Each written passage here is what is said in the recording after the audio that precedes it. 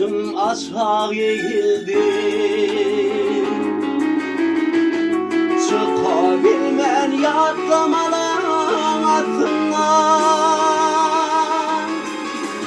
Bir yaşıl, bir sarı, bir ak, elim koşur yaşlığımın yoluydu. Görürdün sen bizim onda iki çek, şol dilberin toylaması yalifen, ey yalifen, ey yalifen, ey yalifen.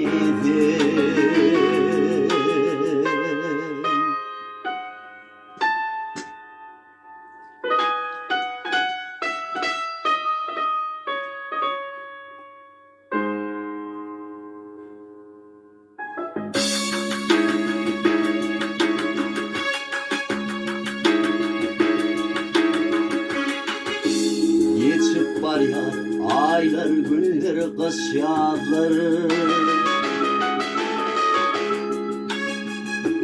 yeni bahar sepeleyer çavata.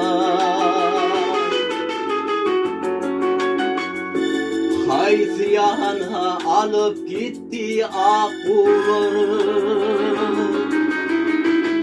kanatında şol dilberin ağmasın.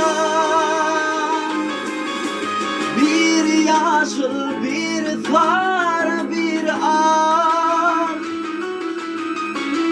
elim koşur yaşlığımın yoluydu. Görürdün sen bizim onda iki çek,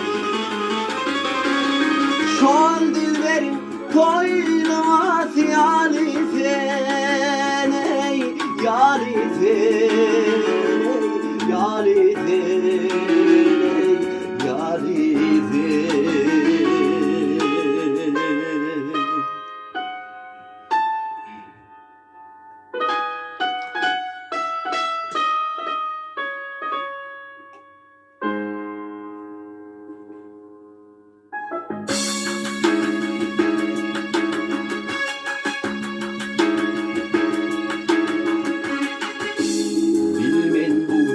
Uçar sepin başıma,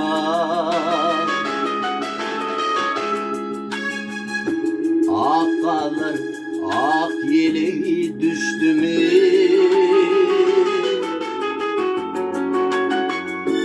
Yanıp kıyılan kuru soğuma döşüme,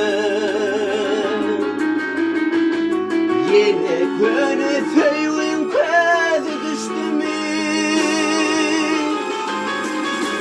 Bir yaşıl, bir sarı, bir ak, elim koşur yaşlığımın yoluydu. Görürdün sen bizim onda iki çek,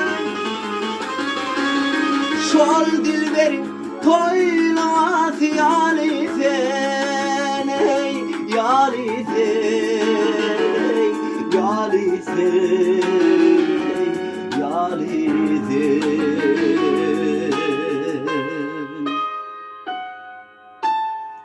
yalifen.